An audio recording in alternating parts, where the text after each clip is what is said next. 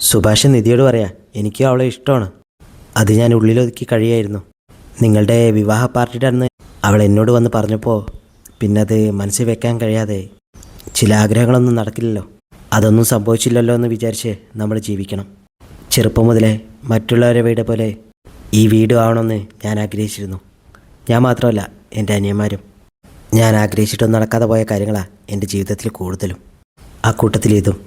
മോളെ, നിങ്ങളിത് എത്ര ശ്രമിച്ചാലും നടക്കില്ല. വെറുതെ പോയി നാണം കെടുമെന്ന് മാത്രം. നീ ഈ വീട്ടിലേക്ക് വന്നത് തന്നെ ഞങ്ങളെ സംബന്ധിച്ച് എത്രയോ വലിയ കാര്യമാണ്. ഈ വീടിനെ ഒരു വീടായി പോലും ആരും കണക്കാക്കാറില്ല. ആദ്യമായിട്ട് അങ്ങനെ കണ്ടത് നീയാണ്. ആ നീ ഞങ്ങൾക്ക് വേണ്ടി ഒരിക്കലും നാണം കെടാൻ പാടില്ല. അതുകൊണ്ടാണ് ഞാൻ അവരെയൊക്കെ വഴക്ക് പറഞ്ഞത്. നിധി സുഭാഷിനോട് മാപ്പ് പറയാണ്. സുഭാഷ് പറയും, എൻ്റെ കല്യാണമാണ് പ്രശ്നമെങ്കിൽ ഞാൻ വേണമെങ്കിൽ ആ ജ്യോതിയെ കെട്ടിക്കൊള്ളാം, അല്ലെങ്കിൽ നിങ്ങൾ കാണിച്ചു തരുന്ന ആരെ വേണമെങ്കിലും കെട്ടിക്കൊള്ളാം. അതിൻ്റെ പേരിൽ നിങ്ങൾ ആരുടെ മുന്നിൽ നാണം കെടാൻ പാടില്ല. നിധി അകത്ത് വന്ന് എല്ലാവരോടും മാപ്പ് പറയാണ്. അവർ പറയും, ഇങ്ങനെയൊക്കെ നടക്കുമെന്ന് ഞങ്ങൾക്ക് ആദ്യം അറിയായിരുന്നു, പക്ഷേ അവർ ഏടത്തിയൊന്നും പറയാൻ പാടില്ലായിരുന്നു. നിധി പറയും, ഇപ്പോൾ പ്രശ്നം അതൊന്നുമല്ല. സുഭാഷ് ഏട്ടൻ ജ്യോതിയെ കല്യാണം കഴിക്കാൻ റെഡിയാണെന്നാണ് പറയുന്നത്. അതെന്ത് ചെയ്യും? സുഭാഷ് ഏട്ടനോട് ഒന്ന് പറയണ്ടേ? അവരൊക്കെ പറയും, നമ്മൾ വേറെ പെണ്ണ് നോക്കുന്നുണ്ടെന്ന് സുഭാഷ് ഏട്ടനോട് പറഞ്ഞില്ല. നല്ലൊരു കുട്ടിയെ കണ്ടുപിടിച്ച പ്രശ്നം തീർന്നില്ലേ? എന്നാലും ഇതൊഴിവായ കാര്യം പറയണ്ടേ? നികേഷ് പറയും, എന്തായാലും സുനന്ദയുടെ കല്യാണത്തിന് മുൻപ് സുഭാഷ് ഏട്ടൻ്റെ കല്യാണം നടത്തണം. ഹരീഷും അത് തന്നെ പറയും. നിധി മാട്രിമോണിയിലെ കുറേ പ്രൊഫൈൽ എടുത്ത് നോക്കുകയാണ്. എന്നിട്ട് എല്ലാവർക്കും കാണിച്ചു കൊടുക്കും. അവർക്കൊക്കെ ഇഷ്ടമാവും. നിധി അവിടുന്ന് പോയി കഴിയുമ്പോൾ ഹരീഷും നികേഷും പറയും, എടത്തി നമുക്കൊക്കെ വേണ്ടി ഒരുപാട് കഷ്ടപ്പെടുന്നുണ്ട്. സുധി നിധിയുടെ അടുത്ത് പോയിട്ട് പറയും, നിധി ഇവിടെ വേണ്ടി ഒരുപാട് കഷ്ടപ്പെടുന്നുണ്ട്, പക്ഷേ അതിനല്ലല്ലോ താൻ ഇങ്ങോട്ട് വന്നത്. താൻ വലിയ ആർക്കിടെക്ചറൊക്കെ ആവാൻ ആഗ്രഹിച്ച ആളല്ലേ. അതൊക്കെ ശ്രദ്ധിക്കുക, അല്ലാതെ ഈ നടക്കാത്ത കാര്യങ്ങളെക്കുറിച്ച് ആലോചിച്ച് വെറുതെ സമയം കളയല്ലേ.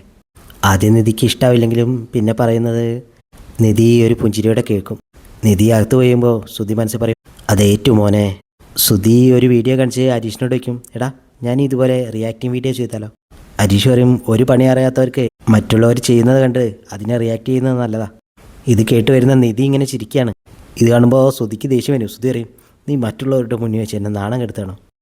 അതും പറഞ്ഞ് ഹരീഷിൻ്റെ തലയിലൊന്ന് അടിക്കും. ഹരീഷ് പറയും, തലയ്ക്കാണോ അടിക്കുന്നത്? ഹരീഷ് പറയും, എന്നാൽ ഞാൻ മുഖത്തടിക്കാം. നിധി പുറത്ത് വന്ന് അലക്കി ചിക്കുമ്പോൾ അച്ഛനെന്തോ പറയാനുള്ളത് പോലെ, പക്ഷെ ഒന്നും മിണ്ടുന്നില്ല. നിധിയാണെങ്കിൽ ഇടയ്ക്കിടയ്ക്ക് അച്ഛനെങ്ങനെ നോക്കുന്നുണ്ട്. നിധി അടുക്കള ചെല്ലുമ്പോൾ സുഭാഷ് അവിടെ ഓരോ പണിയില്ല. നിധി വയ്ക്കും, നിങ്ങൾ രണ്ടുപേരും മിണ്ടിയോ? നികേഷ് പറയും, ഞങ്ങളോടൊന്നും മിണ്ടാതിരിക്കാൻ സുഭാഷ് ഏട്ടന് പറ്റില്ല. സുഭാഷ് പറയും, ഞാൻ ഇവരോട് മിണ്ടാതെ എന്ത് ചെയ്യാനാ? നിധിയോട് ചായ എടുക്കട്ടെ എന്ന് ചോദിക്കുമ്പോൾ നിധി പറയും, ആ എടുത്തോ.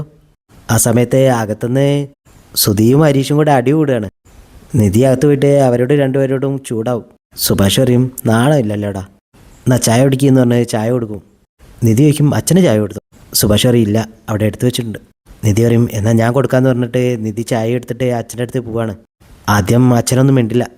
നിധി അച്ഛനോട് സോറിയൊക്കെ പറയുമ്പോൾ അച്ഛൻ പറയും, ഇങ്ങ് വാ. നിധി അടുത്തേക്ക് ചെല്ലുമ്പോൾ അച്ഛൻ ആ ചായ വാങ്ങും. നിധി വയ്ക്കും, എന്നോട് ദേഷ്യമാണോ? അച്ഛൻ പറയും, ദേഷ്യമായിരുന്നു. അതുകൊണ്ടാ രാവിലെ കടയിൽ പോയി ചായ കുടിച്ചപ്പോൾ നിനക്കിതാ 2 വട വാങ്ങിച്ചിട്ടുണ്ട്. അത് നിധിയുടെ കയ്യിലേക്ക് കൊടുക്കും. ഒറ്റയ്ക്ക് നിന്നാൽ മതി, അവന്മാർക്കൊന്നും കൊടുക്കണ്ട. നിധി അകത്ത് പോയിട്ട് അവരോടൊക്കെ പറയും, ഇതാ വട. നികേഷ് പറയും, അങ്ങനെ തന്നല്ലേ, എനിക്ക് വേണ്ട. നിധി പറയും, കഴിക്കടാ. എടുത്തി പറഞ്ഞുകൊണ്ട് കഴിക്കാമെന്ന് പറഞ്ഞ് നികേഷ് അതിൽ നിന്നൊരു കഷ്ണം എടുക്കുകയാണ്. ഒരു കഷ്ണം ഹരീഷിനും കൊടുക്കും. സുധി ഒരെണ്ണം എടുക്കും. സുധി പറയും, സുഭാഷ് ഏട്ടനോട് പറയണ്ടേ? സുഭാഷ് വരുമ്പോൾ നിധി പറയും, നമുക്കൊരു പെൺകുട്ടിയെ കാണാൻ പോയാലോ? നിധി പറയും, വേറെ കുട്ടി എന്തിനാ കാണാൻ പോകുന്നത്? നമ്മളൊന്ന് പോയി കണ്ടതല്ലേ, അവൾ എന്നെ ഫോൺ വിളിച്ച് സംസാരിക്കുകയൊക്കെ ചെയ്താണല്ലോ. നികേഷ് പറയും, എനിക്ക് ആ കുട്ടിയെ ഇഷ്ടമായില്ല. അതെന്താന്ന് സുഭാഷ് ചോദിക്കുമ്പോൾ നികേഷ് പറയും, അത് അത് ഹരീഷേട്ടൻ പറയും. ഹരീഷിനെ പെട്ടെന്നൊന്നും പറയാൻ കിട്ടില്ല. സുധി പറയും, ഞാൻ പറയാമെന്ന് പറഞ്ഞിട്ട് കുറേ കള്ളങ്ങൾ പറയാണ്. സുഭാഷ് പറയും, സത്യം പറഞ്ഞാൽ ആ പെൺകുട്ടിക്ക് എന്നെ ഇഷ്ടമായില്ല, അതല്ലേ സത്യം. സുധി അപ്പോഴും ഓരോ നുണ പറയാണ്. സുഭാഷ് അവിടുന്ന് പോയി കഴിയുമ്പോൾ ഹരീഷ് പറയും, ഇയാൾ ഓരോ കള്ളങ്ങൾ പറഞ്ഞ് കുളമാക്കി. നിധി പറയും, ഇങ്ങനത്തെ ഒരു ഇൻസ്റ്റൻറ്റ് കള്ളനെ ഞാൻ ആദ്യമായിട്ട് കാണാം. സുധി പറയും, അതിനിപ്പോൾ എന്താ, സുഭാഷ് ഏട്ടന് വിഷമമില്ലാതെ കാര്യം ഡീൽ ചെയ്തില്ലേ? സുഭാഷ് ജോലിക്ക് പോകാൻ പുറപ്പെടുമ്പോൾ സുധി പറയും, നിധി ചോദിക്ക്. നിധി സുഭാഷിനോട് വയ്ക്കും, വേറെ പെണ്ണ് നോക്കട്ടെ? സുഭാഷ് പറയും, നോക്കിക്കോ, തിരക്കൊന്നും വേണ്ട, പതുക്കെ മതിയല്ലോ എന്ന് പറയും. അതും പറഞ്ഞ് സുഭാഷ് അവിടുന്ന് പോവാണ്. ഹരീഷ് അപ്പോഴും പറയും, സുനന്ദയുടെ കല്യാണത്തിന് മുമ്പ് സുഭാഷ് ഏട്ടൻ്റെ കല്യാണം നടത്തണം. സുധി പറയും, നീ എന്തിനാണ് എപ്പോഴും ഇത് തന്നെ പറയുന്നത്? കേട്ട് കേട്ട് മടുത്ത്. നികേഷ് പറയും, അതെപ്പോഴും പറയുന്നത് നല്ലതാ, എന്നാലേ നമുക്കതിനൊരു ചൂടുണ്ടാവും. സുധി പറയും, ഇങ്ങേർക്ക് എപ്പോഴും ഇങ്ങേരുടെ കാര്യമല്ലേ ഉള്ളൂ. സുധി പറയും, ഇവൻ പറയുന്നത് വിശ്വസിക്കരുതേ, ഞാനത്ര സ്വാർത്ഥനൊന്നുമല്ല. ഇനി സുഭാഷ് ഏട്ടനെ കല്യാണം കഴിപ്പിച്ചിട്ടേ എനിക്ക് വേറെ പരിപാടിയുള്ളൂ. നിധി അമ്പലത്തിൽ പോകുമ്പോൾ അവിടെ വെച്ച് സുനന്ദയെ കാണുകയാണ്. സുനന്ദയോട് ചോദിക്കും എന്നും അമ്പലത്തിൽ വരാറുണ്ടോ? സുനന്ദ പറയും വരാറുണ്ട്. അമ്മയ്ക്ക് എനിക്കും ഇവിടെ വഴിപാടുണ്ട്. അമ്മയ്ക്ക് കല്യാണം നടക്കാനും എനിക്കത് മുടക്കാനും. നിങ്ങൾ വീട്ടിലേക്ക് വരാൻ പാടില്ലായിരുന്നു നിധി. നിങ്ങൾ വന്നു പോയി കഴിഞ്ഞപ്പോൾ ഞാൻ ഒരുപാട് കരഞ്ഞു. സുഭാഷ് ഏട്ടൻ പറഞ്ഞിട്ടാണോ നിങ്ങൾ വന്നത്? നിധി പറയും അല്ല, ഞാൻ പറഞ്ഞിട്ടാ അവരൊക്കെ അങ്ങോട്ട് വന്നത്.